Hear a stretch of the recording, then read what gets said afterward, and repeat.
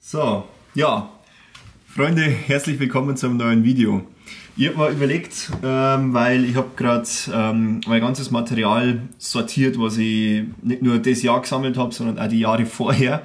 Die Festplatte ein bisschen aufgeräumt und habe da einiges gefunden, was ich euch gerne mal zeigen würde, weil es nämlich interessante Situationen waren. Also ich habe jetzt hier mal meine brenzligsten Momente rausgesucht. Das heißt, von interessante Situationen am Start, bei der Landung, im Flug. Da ist ein bisschen was zusammengekommen, aber ehrlicherweise, und muss ich auch sagen, toi toi toi, so viel ist es gar nicht. Ich hatte bisher keine schlimmen Situationen, aber doch ein paar interessante, die im Nachhinein gesehen ziemlich mit dem Wissen, was ich jetzt habe, eigentlich ziemlich gefährlich waren zum Teil. Ja, das möchte ich jetzt einfach mal zeigen als Debriefing. Ich finde, da lernt man auch ganz viel drüber, wenn man sich die Situationen, die man erlebt hat, nochmal anschaut. Gerade mit den Videos geht es ja ganz gut. Ja, ich würde sagen, wir starten einfach mal rein. Das heißt, ich zeige euch jetzt ein paar Videos einfach nacheinander. Wir springen da ein bisschen durch und ich gebe einfach mal ein bisschen meinen Senf dazu. Starten wir mit dem ersten. Das ist wer erkennt es, natürlich am Lago di Garda. Und ja, das ist einfach Ende des Jahres, wo die Bahn noch offen hat, einfach nochmal Sommer mitnehmen und ja, ein bisschen rumblödeln über dem Wasser. Um das geht es jetzt gar nicht. Was man hier ja auch machen kann, weil da richtig geil gewesen auf jeden Fall. Was man da oben aber auch gut machen kann, am Startplatz am Monte Baldo, ist, dass man in diesem Talwind, der da sehr laminar wirklich hochkommt, soart. Und wenn man Glück hat, dann haben die Bedingungen perfekt, so wie hier. Und es macht so Bock, wenn man da relativ nah dann am Hang unterwegs ist, die Wanderwege quasi abfliegt oder da die Mountainbiker überholt. Und dann hat man auch noch Platz, weil gerade nicht so viel los ist und jeder spielt so ein bisschen rum. Boah, das macht so Bock. Allgemein beim Soaren ist das ja so ein Ding. Und gerade die Nähe zum Hang ist zwar das, was gefährlich macht, aber was natürlich auch den Kick gibt. Ne? Deswegen kann ich ja jeden Proximity Flyer und Speed Flyer verstehen. Aber es ist einfach saugefährlich. Und man sieht da schon, wie sie ein paar ausprobieren. Aman, Grüße gehen raus. Und ja, ich habe auch meinen Spaß gehabt, habe ein bisschen rumprobiert und auf jeden Fall irgendwann bin ich vielleicht ein bisschen übermütig geworden und wollte noch näher an den Hang ran, und dass es dann doch relativ schnell gehen kann, sieht man jetzt hier, wollte da wieder nah ranfliegen, hätte jetzt schon lange nach links mehr abdrehen müssen, jetzt direkt auf einmal nimmer und der Hang kommt, bam, ich Idiot war natürlich auch noch im Beinsack drin. Komm fast nicht raus und ja, zum Glück nichts passiert, nichts Schlimmes, habe nur ein wenig das Gurtzeug abgeschürft und mir ist gar nichts passiert, war nicht schlimm eigentlich, aber trotzdem, so schnell kann es halt gehen. Jetzt war das ein Gelände, was wirklich einfach eine flache Wiese ist, aber wenn jetzt da ein paar Steine sind, ist schon beschissen. Wenn es noch steiler ist, kann es ein richtiges Problem werden, abgesehen vom Material, das natürlich kaputt gehen kann. Ja, und im ersten Moment war es einfach mal so der Gedanke, ich weiß nicht, ob ihr das auch kennt, aber wenn einem dann sowas passiert, man schämt sich irgendwie. Es ist so peinlich, dass man sich denkt, oh Mann, fuck, hoffentlich haben das jetzt nicht alle gesehen und jetzt wird wieder drüber geredet und so. Und im ersten Moment war es einfach so peinlich. Ich meine, klar, gut, ich stehe da, passt alles, aber das ist so dumm eigentlich. Ich weiß nicht, warum man das hat, und das dauert dann eine Zeit, bis das wieder weggeht, je schlimmer das Erlebnis natürlich ist. Aber naja, so schnell kann es gehen, und das war die Situation da am Monte Baldo, wo ich aufgesetzt bin. Ich habe leider kein Video davon, aber mir ist das auch mal passiert in Løkken in Dänemark beim Soaren, auch wieder übermütig gewesen und relativ nah, und irgendwann bin ich einfach dann in der Düne nach einer hohen Kurve eingeschlagen und im weichen Sand zwar, das war aber auch schmerzhaft. Aber keine Verletzung, aber ja, auch einfach zu nah dran. Und ja, wie gesagt, hier falsches Timing, ein Schirm zu spät ausgerichtet, dann vielleicht eine Böe oder Phase erwischt, wo es nicht trägt, und zack, so ist passiert. Genau. So, dann kommen wir zum nächsten. Das war dann am Nachhauseweg. Da bin ich noch in Südtirol stehen geblieben. Das ist irgendwo oberhalb von Meran. Ich war richtig motiviert. Wir haben am Gardasee noch Party gemacht und ich wollte mal wieder was für meine körperliche Fitness tun und habe einen riesen Hike and Fly gemacht. Ich glaube, das waren 1600 Höhenmeter, was ja, ist extrem viel. Ich glaube, ich habe seitdem nie wieder so viele Höhenmeter an einem Stück gemacht. Ich war komplett im Arsch, wie ich hochgekommen bin. Und dann noch einen wilden Startplatz ausgesucht. So, körperlich schon mal am Ende und jetzt kurz zu den Bedingungen. Ach, scheiße. Man sieht schon, also da war jetzt gerade kein Wind. Und die Tücke war aber, der Wind, der war, naja, es war nicht ganz klar, woher kommt er. Es war ein schwachwindiger Tag. Aber obwohl es jetzt hier schon Herbst war in Südtirol, hat man immer noch das Thema, dass sie da schnell Dust Devils bilden. So, und jetzt habe ich schon beim Hochgehen und dann, wo ich den Startplatz ausgesucht habe, gemerkt, dass immer mal wieder so ganz starke Ablösungen durchgehen, die sich aber blöderweise so gedreht haben. Und man hat immer gesehen, wo so ganz kleine Wirbel halt dann im Gras sich unten bilden und dann so den Hang hochziehen. Und das war immer so periodisch alle 5 Minuten, ja, vielleicht alle 8 bis 10 Minuten so ungefähr. Und das war wirklich so ein Rhythmus und relativ konstant. So, und das habe ich beobachtet, habe mir dann gedacht, naja Mist, ich möchte jetzt aber da runterfliegen. Das ist jetzt der einzig passende Startplatz und die Bedingungen vom Wind her passen eigentlich nicht, weil ein Dust Devil, wenn du eingehängt bist, und da gibt es Videos dazu, das ist ungefähr das Schlimmste, was da passieren kann. Wenn du am Boden oder nah am Boden bist, der greift dir auf, der reißt alles mit hoch, wenn es ein starker ist, so eine Windhose. Und das waren zwar nur kleine, aber du weißt ja nicht, ob der nächste ein bisschen stärker ist.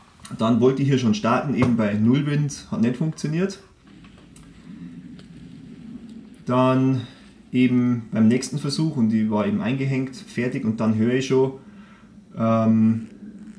jetzt kommt wieder dieses Geräusch, das hat immer so gerauscht, wenn sie dann diese kleine Windablösung gebildet hat und ich habe mir dann gedacht, oh mein Gott, shit. Ne? Und das ist jetzt in diesem Video eingehängt, startklar. Und jetzt haben wir gedacht, okay, da unten sieht man es jetzt halt schon. Hoffentlich kommt jetzt halt nicht dieses Ding wieder hoch. Und schon war es aber dann da bei mir, wie gesagt nicht groß, aber hat gereicht, dass es mir den Schirm zumindest komplett umdreht. Und ich bin einfach, man sieht es, wie angewurzelt stehen geblieben und ich habe nicht reagieren können, ich habe nicht geschalten, was ist jetzt am besten. Ich hätte mich eigentlich, wo ich gesehen habe, dass das Ding kommt, in den Schirm reinschmeißen sollen, irgendwie die Fläche verringern sollen, um zu verhindern, dass die Windhose den Schirm aufgreift oder dass die da reinfährt. Und ich habe gar nichts gemacht, ich bin einfach nur stehen geblieben, Leinen schön auf Zug. Und wenn jetzt der Dust Devil wirklich den Schirm hochreißt, ja, dann reißt er mich mit. Da ist es sau steil, ich brauche bloß stolpern, dann falle ich da runter oder mir reißt hoch und mir setzt es unsanft wieder ab. Also so blöd einfach. Aber ich wollte unbedingt starten, das hat sein müssen. An sich schöner Startplatz, steil genug eben, dass man schnell wegkommt, aber ja, da unten auch ein paar eingegrabene Steine und dann mit der Situation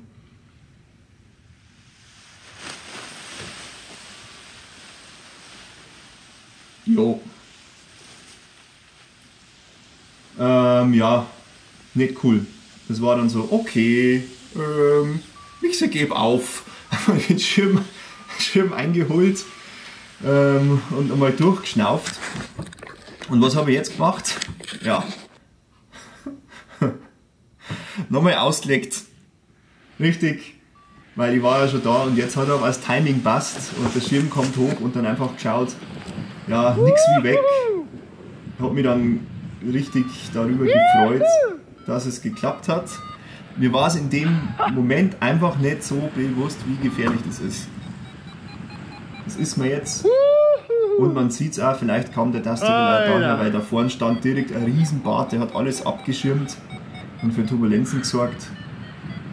Und naja, zumindest konnte ich dann hier noch ein bisschen rumfliegen, aber 0, nix überhöht gehabt. Und ja, mega schön, aber dumme Situation am Start. Das alles noch, wie ich komplett körperlich erschöpft war nach dem Aufstieg, ja, war auch kein langer Flug dann. Gut, dann fürs nächste Video bleiben wir kurz noch in Italien, ja, hier in Südtirol. Mann, ich war lange nicht mehr da. Es ist einfach dort so schön, so geil. Und das war auch im Herbst, da sind natürlich auch viele Leute unterwegs dann. Das ist der Startplatz vom Col Rodella. Und ja, in der Situation, da ist halt, ja, wie man schon sieht, sehr viel los und es war ein bisschen ein Kuddelmuddel insgesamt und ich war da auch schon einige Zeit in der Luft. Also das hat, glaube ich, der Till hat das gefilmt. Und ja, das bin ich mit dem Arak und wollte halt top landen. Und man sieht schon beim Anfliegen, dadurch, dass du immer wieder in das Aufwindband reinfliegst, ist es halt schwierig, da am Hang einzulanden. Wenn man am Hang landet, dann bietet er sich eh an, halt einfach seitlich, also quer zum Hang zu landen, weil da kann man gut die Höhe einstellen. Es gibt natürlich auch viele andere Experimente, wie da frontal drauf zuhalten im Vollgas und dann ausflären. Das mache ich eigentlich nicht, weil da bin ich mir zu unsicher. Und ja, ich wollte halt einfach landen.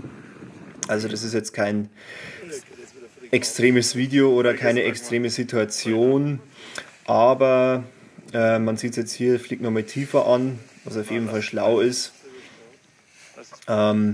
Auch wieder, wenn ich jetzt im falschen Moment nicht den Schirm, weil jetzt hebt es mich nochmal, genau, und wenn ich jetzt im falschen Moment den Schirm eben nicht vom Hang wegdrehe und der dreht nur ein bisschen in den Hang rein, dann kommt der so schnell näher, dass man sich auch da verletzen kann. Und man sieht jetzt, ja, mich zieht es ja dann so leicht seitlich hoch, bin dann mit dem ausgestreckten Bein dann gelandet, was auch nicht gut ist. Schauen wir da nochmal kurz. Und bin sicher runtergekommen, aber ja, ich hätte da im letzten Moment so jetzt deutlich nochmal rechts ziehen müssen, dass ich ein bisschen mehr noch Richtung Wind ausgerichtet bin und da vielleicht dann noch sanfter runterkomme. Keine Ahnung. Ist nichts passiert, aber war jetzt einfach nicht optimal, weil wenn man da am Hang eben zu schnell, wenn der Hang zu schnell näher kommt, ist immer scheiße. So, genau. Ja, aber war jetzt halt eigentlich keine brenzlige Situation in dem Sinn, einfach nur eine Toplandung, die man vielleicht noch eleganter machen könnte. Oder, das ist das nächste, wenn hier gestartet wird und überhaupt, muss ich denn überhaupt top landen an einem Startplatz, wo so viel los ist, damit ich dann alles blockiere und die anderen nicht starten können. Also, sorry Leute, nochmal dafür ist vielleicht auch nicht das Schlauste. Ja, das hier ist, wer kennt's? Ich stehe hier in der turbulenten Luft über dem Startplatz, man sieht, wie sich die Bäume bewegen. Die Bäume werden hier angeströmt vom Pastorenwind. Das ist im Pinzgau und zwar in Hollersbach. Und der Startplatz ist eben bekannt dafür, weil direkt da gegenüber ist der Pasturn, was die einzige oder eine der wenigen Nord-Süd-Schneisen im ganzen Pinzgau ist. Und wenn da, so wie jetzt spät am Nachmittag, eben der Talwind sich entwickelt, dann, ja, wenn sich da der Talwind dann schon entwickelt hat, später am Nachmittag, dann sieht man eben genau hier hinten, da oben sieht man es leicht, das ist der Pasturn, das ist so der einzige Abschnitt, wo dann der Nordwind eben voll durchschießt. Und wenn man eben im Pinzgau fliegt, und fliegt er meistens hier auf der Nordseite, das ist das da oben, wenn man da über diesen Pass drüber will, muss man auch wirklich hoch sein, dass einen der Wind nicht erfasst, weil der so markant ist. Das Gute ist aber, wenn man es irgendwie verkackt und man wird doch von dem Wind erfasst, sollte man sich da rüber spülen lassen an diese Seite, das ist auf der Südseite. Und an dem Tag, da war es eh so, wir waren da unterwegs und da war eh schon leicht Nordwind noch dazu, dann verstärkt es das Ganze nochmal. Und wir haben eh nicht gescheit fliegen können, weil eben so viel Nord war. Wir sind auch drüben am Wildkogel gestartet bei Nord. Das war auch schon nicht geil, da habe ich aber keine Videos dazu. Und später sind wir halt dann noch hier hoch.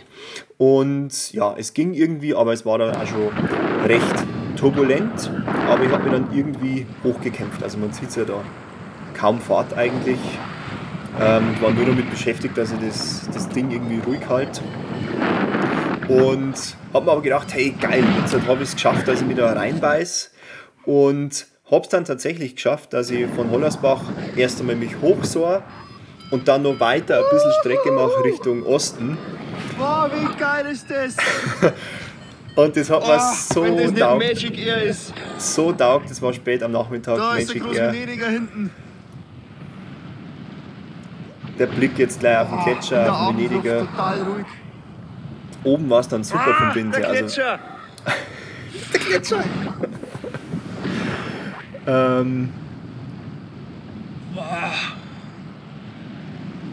Oh Mann, muss ich auch bald mal wieder hin. Es war auf jeden Fall geil und ich habe mich dann so gefreut. Ich bin dann wieder zurück und wir waren über Nacht da unten am Campingplatz. Und meine Freunde, die waren alle schon unten am Campingplatz und haben gewartet, weil die sind nicht weggeflogen. Und dann habe ich gewusst, okay, da sind jetzt welche, die warten und so weiter und der Campingplatz überhaupt und ich will jetzt da möglichst nah dort landen. Und wenn man sich jetzt das anschaut, deswegen lasse ich jetzt einmal das Standbild da, abgesehen davon, dass das natürlich eine Außenlandung war, hätte ich aber da massiv viel Platz gehabt. Also da hier sind abgemähte Felder überall, total übersichtlich, also super Gmadi-Wies zum Landen. Ja, und was mache ich aber? Also ich habe kein Material dazu. Nur das ist das letzte Material, was ich habe, bevor es passiert ist. Was mache ich? Land nicht hier irgendwo oder hier oder hier oder hier. Nö, ich land hier. Im Campingplatz. Scheiße, das war das Dümmste, was ich bisher gemacht habe in meiner Flugkarriere und da habe ich mir dann auch wehgetan. So. Und zwar ist es so passiert, ich wollte dann hier, ich war da schon dann im Endanflug und hätte einfach da rüberziehen müssen und war auf die Wiese gelandet und alles super. Und ich wäre ja auch direkt, mein Auto ist glaube ich da gestanden, der weiße. Ich wäre ja auch direkt neben dem Auto gelandet, aber halt hinterm Zaun. Und ich habe mir gedacht, Kim, das mit dem Campingplatz, das geht sich schon aus. Und ja, war total dumm, weil im letzten Moment hat dann der Wind gedreht, mir hat es von hinten angeschoben und dann kam der Baum da immer näher. Und dann habe ich vor dem Baum so in 3 Meter Höhe den Schirm abgerissen und bin dann ziemlich flott nach hinten runter geplumpst, konnte mich mit den Füßen noch abstützen, war zum Glück schon aus dem Gurtzeug draußen, aber bin halt schräg mit dem Fuß aufgekommen und habe mir dann Bänder gerissen und sonst ist nichts passiert, aber das war einfach nur dumm, absolut 100%ig vermeidbar. Und aus dem Übermut, dass der Tag halt so geil war und dass das jetzt noch geklappt hat und dass es noch so ein schöner Flug war und ich will jetzt da bei meine Freunde landen und dann irgendwie cool sein oder was und dann da jetzt die Landung im Campingplatz machen, ja, brauchen wir nicht drüber reden. Einfach komplett bescheuert gewesen. Dann da noch ein bisschen, ja, rumgerollt, wegen aber zu dem Zeitpunkt noch nicht gescheit kennen. Ja, wie gesagt, ich habe leider, oder auch Gott sei Dank, keine Ahnung, die Landung nicht drauf. Hat man dann hier, ja man sieht es eigentlich, schon überlegt, wie war es jetzt beim Landen, schon so runtergeschielt. Und dann ist mir wirklich so im letzten Moment erst die Entscheidung gekommen, ja Kim, das geht so aus mit dem Campingplatz. Oh, so dumm. Und dann, ja, ich bin halt runterplumpst vor einem anderen Camper, der da gestanden ist. Der hat von nichts gewusst, der hat mir ja nicht kennen sehen. Und ich bin vor dem runterplumpst, das war ein Holländer. Der ist übelst erschrocken, der hat einen Hund dabei gehabt, der ist natürlich auch komplett ausgerastet. Dann mein Schirm ist über den Wohnwagen drüber. Oh Gott, echt komplett eingehüllt, kommt da so ein Idiot vom Himmel gefallen. Und ja, mittlerweile kann ich drüber lachen. Aber es war auch glimpflich, zum Glück ist ja alles wieder verheilt und so, also war jetzt keine große Behandlung, aber das war der Dämpfer, den ich braucht habe in meiner Fliegerkarriere relativ zu Anfang, weil ich glaube, das war weiß jetzt nicht mehr, da bin ich, glaube ich, keine 2 Jahre oder sowas aktiv geflogen. Und ja, bin ein bisschen übermütig geworden und habe gemeint, ich kann irgendwie alles, ich kann überall landen. Auch wenn ich, glaube ich, ein guter Lander bin, aber das war einfach nur dumm. Und das war der Dämpfer, das hat richtig wehgetan, den ich braucht habe. Danach war ich, seitdem bin ich vorsichtiger und seitdem war auch nichts mehr. Aber ich glaube, irgendwann braucht jeder einfach mal so ein Ding, wo du sagst, okay, jetzt einmal Batsch, jetzt beruhigst dich du mal, du machst jetzt halt wieder sinnvolle Sachen und du hast nicht nur Scheiße bauen den ganzen Tag, weil du bist kein Überflieger. So, das war das. Im Endeffekt bin ich dankbar, dass mir das passiert ist, aber ich habe mich in dem Moment so geschämt und so, das war mir so peinlich und überhaupt und oh Gott, war das ein Scheißgefühl. Ich habe mich bei alle entschuldigt und wir waren alle wieder okay und passt alles. Aber oh Gott, war das dumm. Wirklich. Und dann auch dieses Gefühl, das hat so lange angehalten, also Tage, Wochen mindestens, wo es mir da wirklich scheiße gegangen ist, deswegen vom Psychischen her. Das war richtig dumm einfach. Jetzt kann ich drüber reden, deswegen erzähle ich es auch. Ist kein Geheimnis. Ja, das war das Blödste. Was Schlimmeres kommt auch nicht mehr, kann ich gleich sagen. Aber ja. So, nächstes Video. Oh Mann, jetzt ein bisschen unentschlossen gewesen. Ja, das ist in Greifenburg, da war ich am hinten. Schirme testen. Die Höhe ist nicht gut, die Wolken sind so fett, da vorne haben sie auch fett.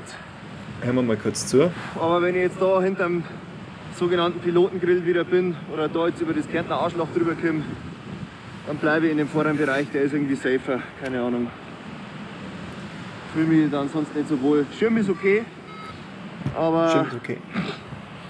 die Situation da hinten gefällt mir nicht. Ja, das Schirm ist okay, also das war der erste Flug mit dem Camino, den ich mir da ausgeliehen habe von Gin. Und ja, bin mit dem super klargekommen, habe auch Spaß gehabt, aber das Problem war eher das Wetter. Man sieht es hier, das ist von der Emberger Alm Richtung Osten und das da vorne, der Grat, das ist das sogenannte Kärntner Arschloch. Das wird so genannt, weil ja, der Talwind schwappt da normalerweise drüber und in diesem Bereich, da dahinter, wo der Schatten ist und da unten, wo der Wald ist, ist eine riesen Lee. Und das weiß wirklich jeder, der schon mal im Greifenburg da das Mölltal-Dreieck probiert hat oder der da rumgeflogen ist, da nicht hinfliegen. So. Und auf jeden Fall bin ich da wieder auf dem Rückweg und man sieht, ich konnte nicht viel höher drüber fliegen, weil diese Wolke da dabei ist. Naja, Ich will immer noch schauen, was die letztendlich bin ich da dann so halb durchgeflogen. Ich war zeitweise unter Grad und es war echt sehr turbulent und der Schirm ist zum Glück gutmütig genug gewesen und ich habe da richtig reagiert mit dem Schirm und da ist auch nichts passiert, aber ich war wirklich gefordert. Aber was ich hinaus will ist, das war vielleicht schon einfach nicht der beste Flugtag, das war vielleicht auch schon nicht die beste Entscheidung, da überhaupt so weit zu fliegen, wenn die Basis nur so viel Arbeitshöhe zulässt, dass ich da über den Grad gerade so drüber komme. Weil das hätte man wissen können. Das hätte man einfach wissen können und das wusste ich auch, dass das da scheiße ist und trotzdem bin ich durchgeflogen. Genau, bin da dann irgendwie vorbeigekommen, wie gesagt, bin da auch noch mal ein bisschen nach unten gesunken. Das war nicht das Thema, das war einfach ein Tag, wo ich im Nachhinein sage, das war alles nicht so schlau. Habe mir ein bisschen anstacheln lassen, weil ich mit ein paar Leuten unterwegs war. Das war ja auch beim Fly and Share, wo ja viele Bekannte da sind. Unter anderem das da oben ist der Toni Bender und ja, mit dem brauchst du nicht vergleichen. Der fliegt immer und überall und fliegt alles und ist ja das Urgestein einfach. Und ich wollte aber mit ihm halt ein bisschen rumfliegen und bin ihm danach geflogen. Und das, ja, wenn es für ihn was passt, heißt es noch lange, dass es für mich passt. Und der hat natürlich auch das Wetter anders im Blick. Und der Tag hat sich jetzt so entwickelt, dass diese Wolke da vorne, wo wir jetzt gerade quasi drunter vorbeigeflogen sind, ziemlich bald dann überentwickelt hat. Das sieht gar nicht gut aus. Genau. Was ist denn mit dem Wetter los? Das sieht gar nicht gut aus. Ja, ein bisschen Späßle gemacht. Aber es war kein Gewitter, aber es hat dann bald, hat man schon den Niederschlag unten rauskommen sehen. Und auch jetzt, viele noch in der Luft, der klassische Lemminger-Effekt, wenn die anderen fliegen, dann wird es schon irgendwie gehen. Was ist das denn? Und ja, in der nächsten Szene, jetzt sieht man es Das schaut da jetzt vorne. schon noch eng aus. Ich habe jetzt meinen Wendepunkt gesetzt und schau mal, ob ich noch vielleicht trocken bis zum Landeplatz komme. So, das ist jetzt das nächste. Der Landeplatz ist nicht hier, weil da ist nicht der See, da ist der See, da, so. Ich glaube, wenn mir jetzt nicht alles täuscht, der Landeplatz ist nicht hier, sondern noch weiter vorne, nämlich da bei dem Badeweiher, irgendwo da vorne. Ja, was ist denn da mit mir los einfach? Ich denk mir das jetzt gerade, da vorne regnet es. Und jetzt bin ich nur der Meinung, ich muss jetzt unbedingt nur zum Landeplatz zurückfliegen, der da vorne ist. Und da ist aber der Regen. Und das Problem ist ja nicht nur, dass der Regen da stationär steht und nur da ist es scheiße, wo der Regen ist, sondern das größte Problem in dem Moment ist eigentlich auch nicht das Nasswerden, da ist dann eh schon zu spät, sondern wenn der Regen auf den Boden fällt, man sieht ja hier, das fällt aus der Wolke raus und die Luft verteilt sich beim Runterfallen, ist erst einmal eine ganz starke Luftbewegung und die verteilt sich dann am Boden und schießt in die Täler rein. Das heißt, wenn jetzt hier der Regen so runterkommt, dann wird er in alle Richtungen wegfließen und verursacht in kürzester Zeit echt einen krassen Wind am Boden. Den merkst du oben ja gar nicht. Und das heißt, wenn du das siehst, ist es schon mal gut, dass du das siehst, aber dann kannst du einfach wegfliegen. Und ich habe aber gedacht, ich muss jetzt da noch hin. Das ist jetzt auch, wenn die Kaltluft da rausläuft, War mir auch bewusst. wird die auch den Wind beeinflussen, das ist nicht nur der Regen. Ja. Flieg halt dann weg. Echt. Mal gucken. Spacko, Mann. Echt, Pfeife, flieg weg. Nee. Zum Glück war es dann so, ich bin nicht mehr zurückgekommen. Aus irgendeinem Grund. Da war schon so viel Wind, dass ich den Talsprung nicht geschafft habe. Dann bin ich noch ein bisschen weiter Ich bin nach jetzt vom Regen Westen. noch geflüchtet. Ja. Bin dann hier gelandet. Jetzt da gedacht, ich kann noch im Nichts drehen. Da ist der Bender Toni, der dreht im Nichts. Ich bin da durchgeflogen. Und mir hat das Vario nicht einmal gezuppelt. Ja, genau. Toni ist dann auch irgendwo da gelandet, aber ja, ich bin dann hier auf der Wiesn gelandet und war alles gut, weil ich zum Glück weit genug weg war von dem Ganzen. Aber dass ich da erst noch hin wollte, das ist einfach dumm. Check ich nicht. So, was kommt als nächstes? Jetzt. Wo ist das? Das ist so geil, wenn du irgendwie hoch bist und dann fängt es unter dir so leicht zum Kondensieren an, aber an einem Tag, wo es einfach safe ist und du kommst da so nah an diese Fetzen dran. Es war wieder mal ein Tag, wo der Übermut, Ja Mann, Cloudsurfing! wo der Übermut ein Thema war. Das ist über dem Tennengebirge. Bin gestartet vom Bischling. Saugeiles Gebiet da, Scheiß. war das seitdem auch nicht mehr, aber das ist der Wahnsinn. Über dieser Mondlandschaft und habe hier Spaß gehabt, da an die Wolken rumzufliegen. Ja, ist zumindest eine Grauzone, ich weiß ich schon, auf das will ich gar nicht hinaus, aber weil mir das so getaugt hat in dem Moment. Yes! Ist das geil! Es ist so geil. Schaut das geil aus! Auch mit einem neuen Schirm, ein Tester von 3300! Phi Allegro X Alps. Wahnsinn! Nicht 3,6, 3300, okay, gut. Aber neuer Schirm, mit dem ich super gut klargekommen bin. Und habe ich getestet und das war so der Zeitpunkt, wo ich mit dem wirklich gut umgehen konnte. Und beim Zurückfliegen, das ist jetzt schon ziemlich über dem Landeplatz vom Bischling, habe ich dann meine Wingover ein bisschen geübt und perfektioniert und das war so der erste Zeitpunkt, wo ich wirklich mal echt fette Wingover zusammengebracht habe, wo es die reindrückt, dass der am nächsten Tag wirklich als Genick wehtut. Und alles gut, aber irgendwann habe ich gedacht, Kim, jetzt nochmal links. Und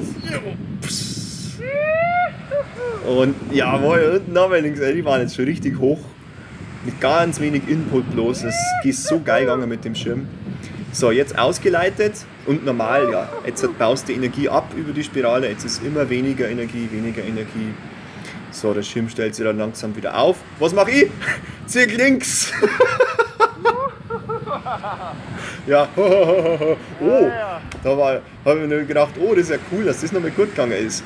Das war ganz schön knapp nämlich. Ich habe, jetzt schau, ich habe fast gar keine Energie mehr. Zieh jetzt links und man sieht schon, wie der Schirm abknickt, weil ich natürlich dann dadurch, dass ich mit so wenig Energie mich über den Schirm katapultieren habe lassen, übelst in die Bremse steigen müssen habe, dass der ganz bleibt. Man sieht ja, wie der verformt ist.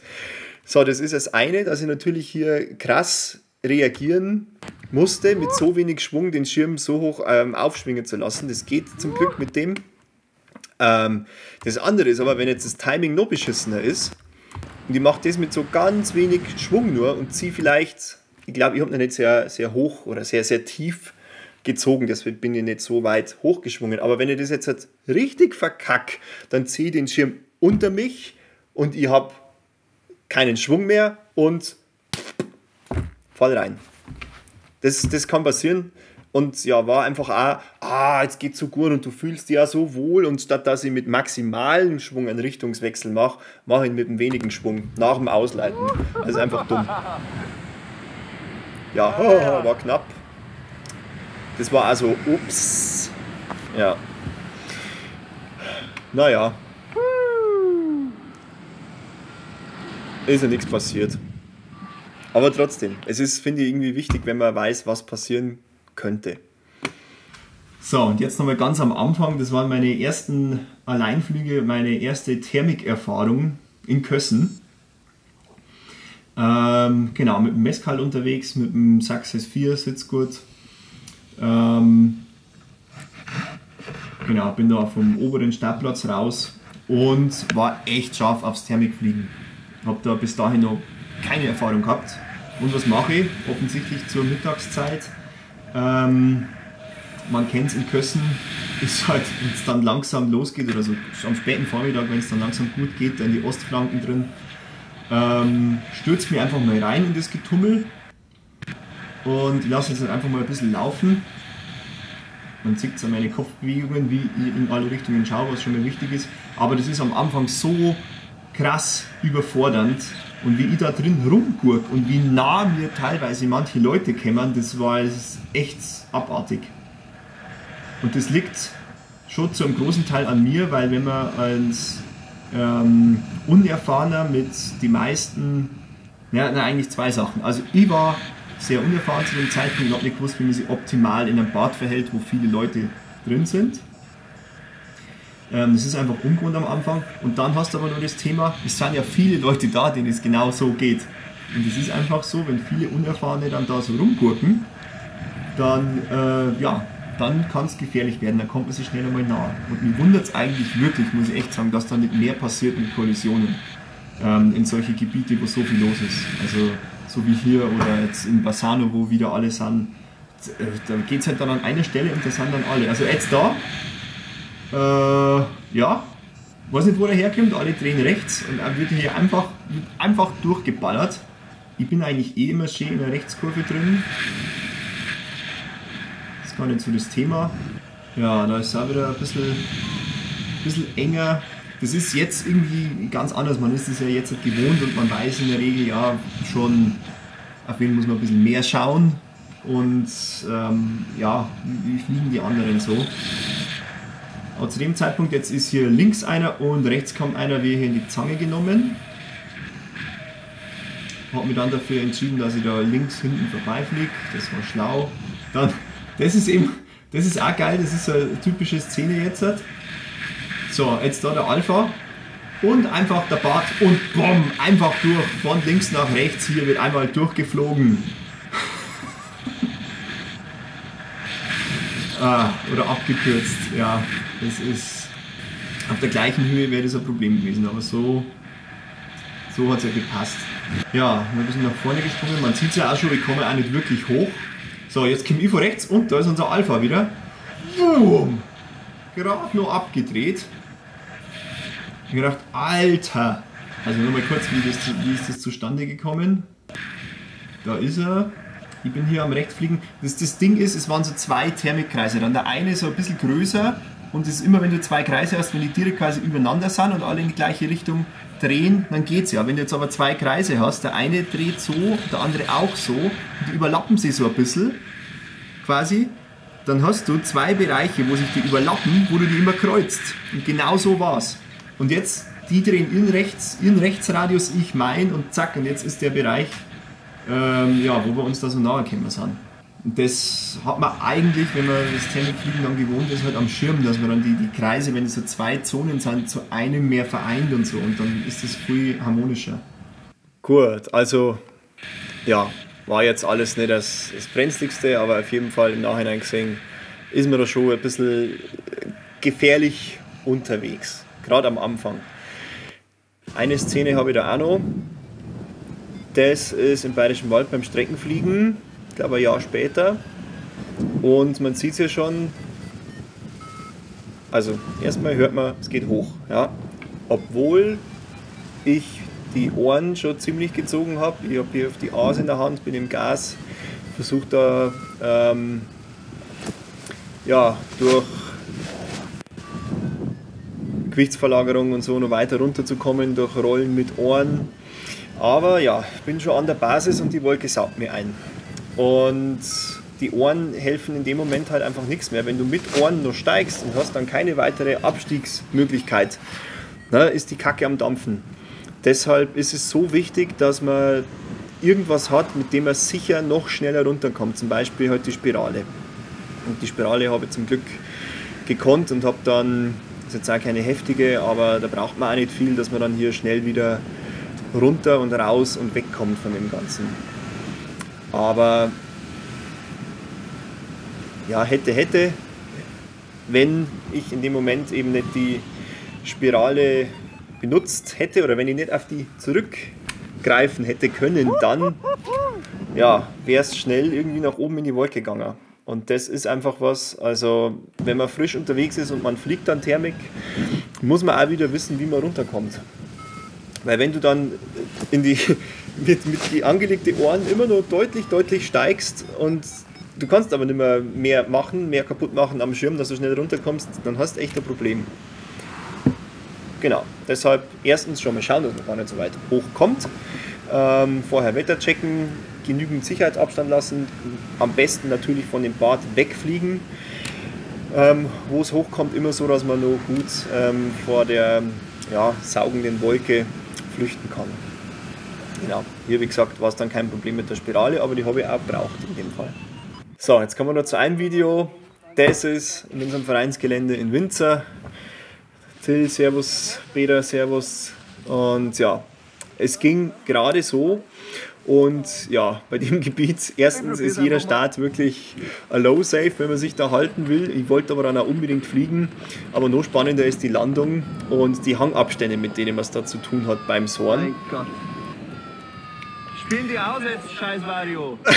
Scheiße, da war ich dann schon ein bisschen pisst, weil mein Vario so lange diesen komischen Ton am Anfang gemacht hat. Und du brauchst sofort nach dem Start, musst du dein Vario da haben, damit du die kleinen Zupfer mitnehmen kannst. Ja, man sieht schon, wie nah das in dem Gelände am Hang zugeht.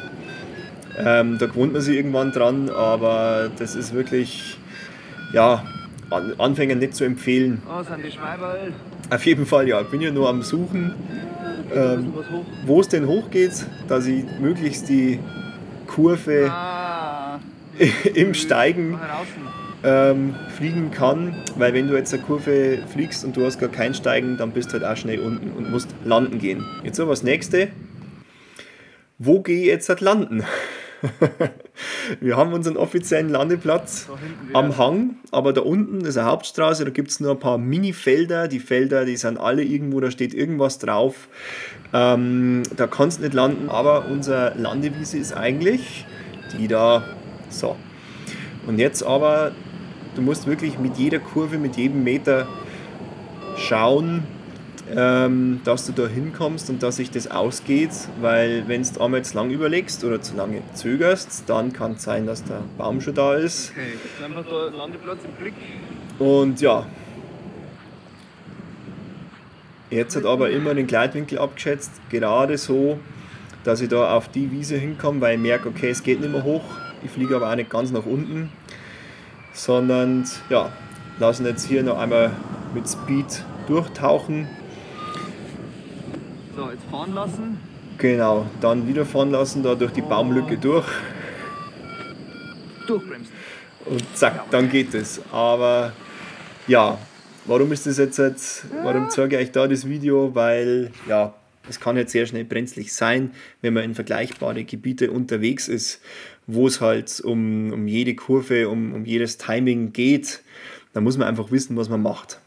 Man kann eben hier gut fliegen, wenn man weiß, was man macht, aber ansonsten ist davon echt abzuraten. Wenn du da rausfliegst und dann erst überlegst, was machst du eigentlich, wo musst du eigentlich hin, wo fliege ich meine Sachen, dann ist es nichts. Genau, deshalb. So viel noch dazu. So, genug. Jetzt habe ich auch schon wieder lang genug gelabert. Ich hoffe, es bringt ein bisschen was. Es war vielleicht interessant. Ich merke gerade, dass das mir ganz schön gut tut, dass ich nochmal die alten Videos ein bisschen durchgeschaut habe und nochmal überlegt habe, was ist denn da eigentlich alles so gewesen die letzten Jahre. Also das war ja alles jetzt Material, was schon mehrere Jahre zurückliegt. Trotzdem, ja, vielleicht bringt es euch ja auch ein bisschen was. Vielleicht wart ihr schon mal in ähnliche Situationen. Falls ihr schon in solche Situationen wart, dann hoffe ich für euch, dass es ja auch alles glimpflich ausgegangen ist. Tja, schreibt es gerne in die Kommentare, was ihr in welcher Situation auch anders gemacht hättet, weil dann kann man sich ein bisschen austauschen. Das ist nämlich eher das Beste. Genau, das war's auch schon. Danke fürs Einschalten auf jeden Fall. Und wenn es euch gefallen hat, lasst gerne einen Daumen hoch da, abonniert gerne den Kanal und bis zum nächsten Mal. Ciao!